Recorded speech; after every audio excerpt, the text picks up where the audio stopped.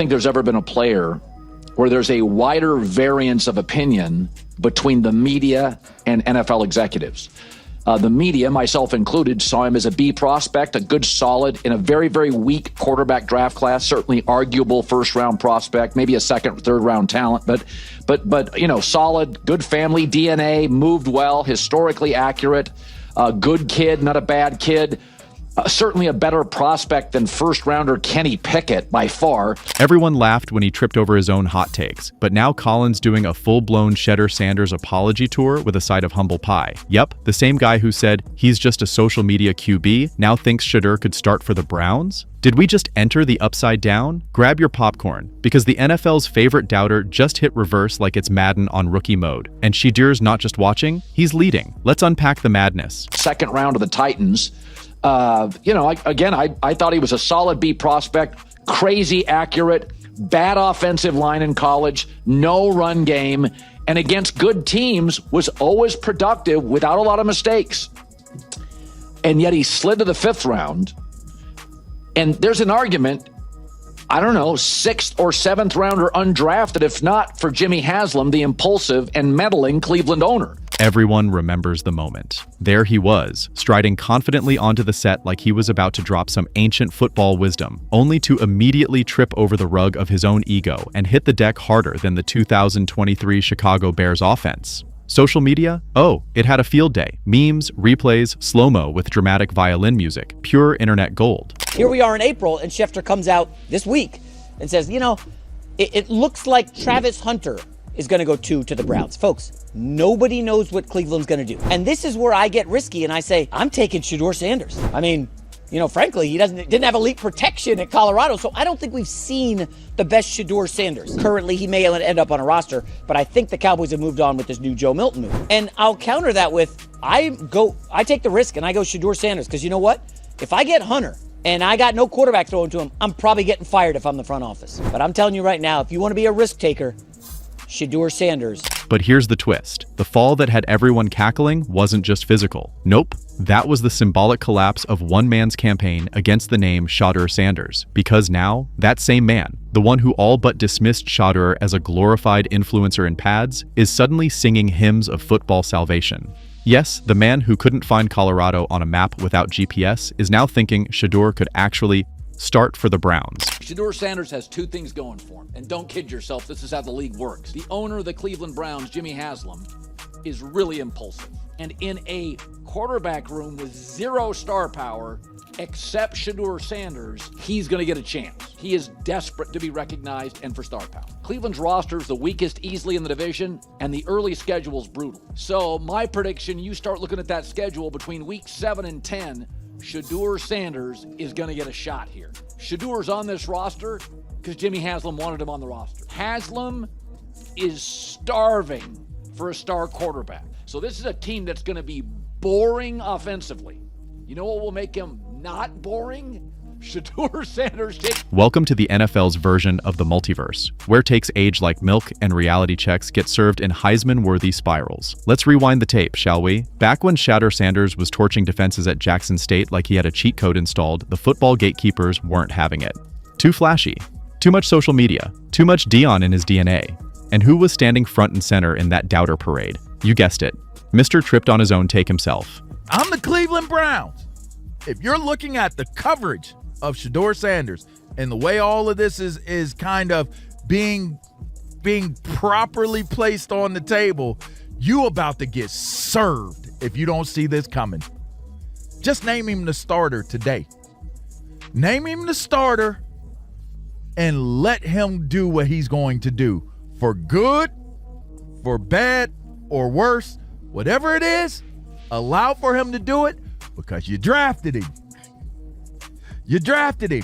And it makes you start to think, did he drop in the draft because of his talent? The narrative was simple. Shedeur was all style, no substance. Just another coach's kid riding a hype train straight into reality's brick wall. Meanwhile, the stats? Oh, they were just there for decoration, apparently. Because throwing 40 touchdowns and outclassing entire defensive units was somehow a red flag? But let's not be too harsh. It's hard to focus on facts when you're busy rehearsing smug monologues in the mirror. What a plot twist. It's almost like someone's been reading the stat sheet with their eyes open for once. Because here's the inconvenient truth. Shedeur Sanders didn't get better overnight. The takes just finally caught up. Let's break down this journey of unexpected enlightenment, one fumbled prediction at a time. First, there was the character assassination phase. Remember that one? When leadership somehow meant posting less on Instagram and more on the whiteboard? When confidence was misread as cockiness and brand building was treated like a criminal offense? Stories started coming out that he sandbagged certain interviews or was brash. The intel I was getting on Sanders was shocking. He had no self-awareness. So why did he drop? Am I surprised? Shocked, actually. I would have taken him if I was the Steelers. This executive said to me, if he doesn't go in the first 6 to 8 picks at the top of the second round, then people view him as a backup. And I'll quote it here, I'm not sure how many teams want that circus in the building as a backup. Nobody wants a celebrity backup. Meanwhile, Shedeur was dissecting defenses, not timelines. He was making NFL throws with college protection so bad it could have been sponsored by paper towels. His poise in the pocket, clinical. His football IQ, frightening. But sure, let's worry about his watch collection. And then came the fall, literally. And the next he's horizontal, metaphorically and physically. The internet didn't miss the symbolism. Between injuries, PR disasters, and more backup plans than a discount dating app, the Browns are one awkward press conference away from handing the keys to someone with Wi-Fi and a decent arm. And guess who's quietly lurking in the shadows, armed with actual skill, leadership, and a chip the size of Ohio? Yep, Shedeur. Obviously, people think that's a bad thing, but to a casual fan or people trying to make, memes and all that, he's going to draw some eyes to that team whenever he starts. The fact that every 100%. time there's a Cleveland Browns practice, Dylan Gabriel does well. What does this mean for Shedeur? Shedeur does well. What does this mean for... It's ridiculous. Of course, And it's all for media. And the thing too, no, you're absolutely right. The thing too is Kenny Pickett, really? He's not going to... No way. Super Bowl champion, though, Kenny Pickett. Yeah, I know. Ooh. But the thing is somebody's going to get cut. I think this kid, Shedeur, I think this kid is going to rise to the top. And by the somewhere middle of the season, I think this kid is going to be our starting quarterback. Because here's what the casuals, and yes, the experts, missed. Shedeur's game isn't about fireworks. It's about precision. It's clean mechanics, elite decision-making, and the ability to not implode under pressure, which, let's be honest, is a rare trait in Cleveland's QB history.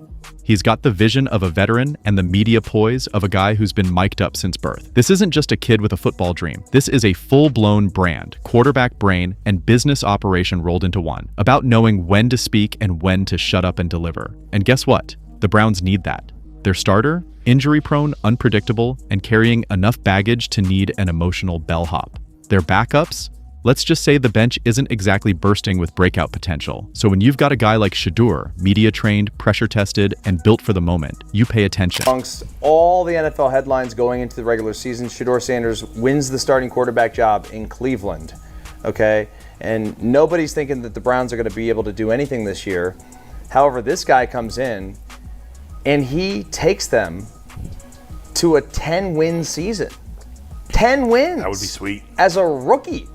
Very similar to what happened last year with Daniels in Washington. And he wins offensive MVP, rookie of the year, I should say. I don't even think the numbers would matter. Even the most skeptical front offices are seeing it now. They're watching tape, they're rereading scouting notes, they're asking themselves, wait, why wouldn't he be ready? And suddenly, that fall on set looks a lot like the universe knocking some sense into the doubters. Now let's talk about the great media pivot. Oh, it's delicious. One week it's not ready, and the next it's future starter? That's not analysis. That's a PR pivot with extra seasoning. It's like watching someone crash a wedding they swore wasn't going to last. And now they're toasting the couple like they believed all along. Shedeur is just the latest in a long line of surprise successes, who were only surprising because certain people refused to pay attention. And now those same people are rushing to claim first dibs on the redemption arc. Oh no, I always said he was talented. I just wanted to see him prove it. Yeah? Well, he did. He proved it when he faced media firestorms with more composure than most sitting governors. And he proved it when he took every snub, every cheap shot, every "he's just Dion's son" whisper, and turned it into fuel. We'll talk about Shedeur again, and he's likes to have fun out there. Is the best I can describe it. He comes on the field and he's going up to the receivers and thinking of celebrations to do when we score, creating celebrations and all that. And that's awesome. It lightens up the mood. Everyone feels like, you go in there, especially the first couple of days of minicamp, and everyone's tight, everyone's stiff, everyone's like, I can't make a mistake, and he's coming up to you asking, you think he has an important question for you, he's like, hey twin, what celebration you want to do?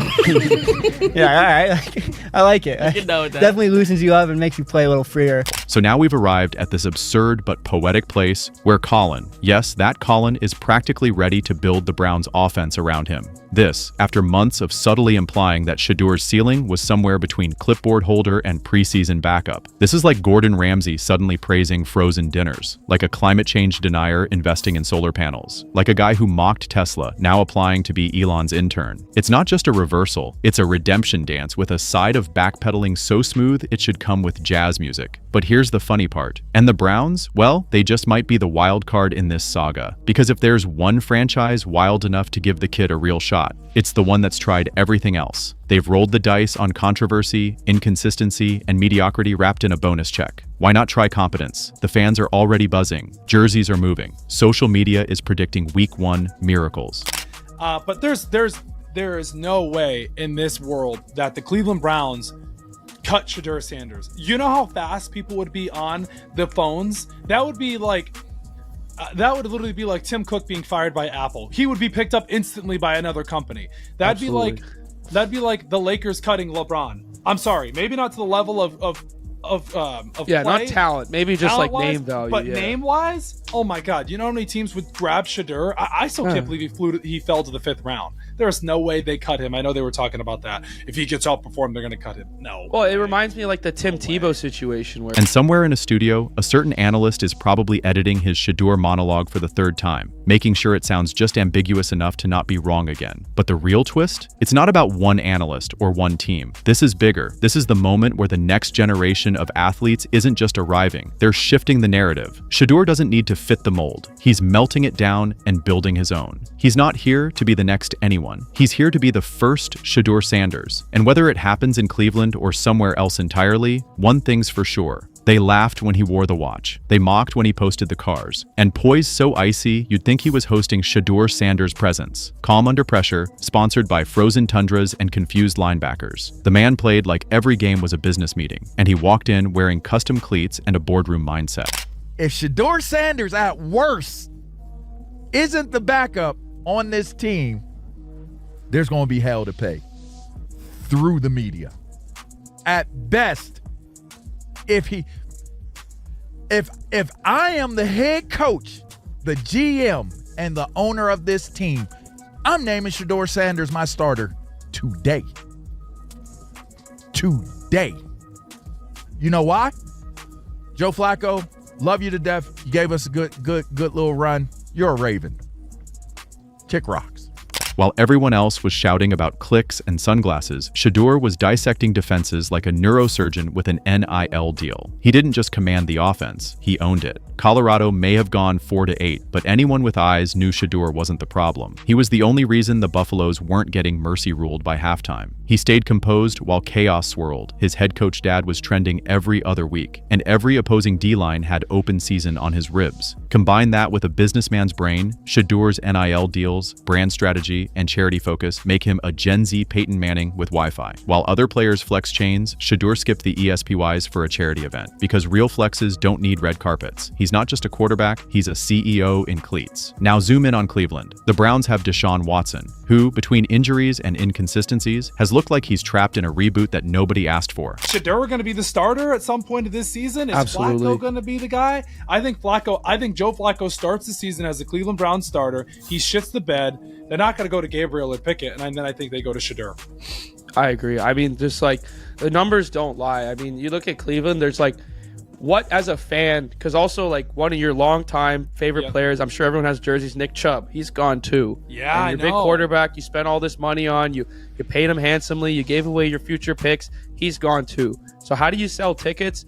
Shedeur. I mean, he's the #1 selling rookie jersey. And the backup situation? Let's just say it wouldn't scare a middle school flag football team. The Browns love a bold gamble. Remember Baker Mayfield? That man had more TV commercials than playoff wins, and yet they threw everything at him. So imagine how tempting it is now to look at Shedeur, a guy with elite mental processing, pocket awareness, and the media savvy to not blow up the locker room with one tweet. He checks all the boxes for today's NFL: smart, mobile, composed, media trained, brand safe, and hungry. You want a guy who won't flinch in big moments? How about someone who spent his whole life under Shedeur Sanders' spotlight and still walks around like pressure is a myth? This is the same man who once dismissed Shedeur as a social media star with a decent arm. Now he's suggesting Shedeur could compete for a starting job in Cleveland? Brother, you tripped on air, and now you're tripping over your own takes. It's the classic analyst U-turn. Once the smoke clears and it's safe, they repackage their bad takes like expired meat in a fresh wrapper. The greatest NFL positional battle this offseason has to be the Browns quarterback room. I mean, we're getting the unprecedented stat cards getting dropped after OTAs. And what a group this is. You assume it's going to be Flacco as QB1, but he's 40 years old and on his second stint with the team. And then there's Dylan Gabriel, who was the first quarterback they selected in the 3rd round of the draft. And then obviously Shedeur Sanders was drafted in the 5th round, probably the fan favorite going into this thing, as he already leads all rookies in jersey sales just 1 month after the draft. The same thing happened to Jalen Hurts and Lamar Jackson. Critics laughed. Then those guys made MVP runs, and suddenly everyone was like, we always saw the potential. Sure you did. With binoculars, from the rearview mirror. But this isn't just about Shedeur. This is Deion's blueprint playing out in 4K. From day one, Coach Prime told them, control the story, block the noise, and deliver. Every flashy moment had a strategy behind it. Every post, every watch, every custom suit. They weren't distractions. They were declarations. And Shedeur is walking proof that the game has changed. Turns out, the guy they said wasn't ready might be more ready than the entire league combined. Because the kid with the Instagram swagger and the velvet composure didn't just belong, he dominated. And guess what? They're not laughing now. And when he throws that first touchdown in a Browns jersey, somewhere, somehow, someone's going to pretend they saw it coming. But the internet never forgets, and neither does Shedeur.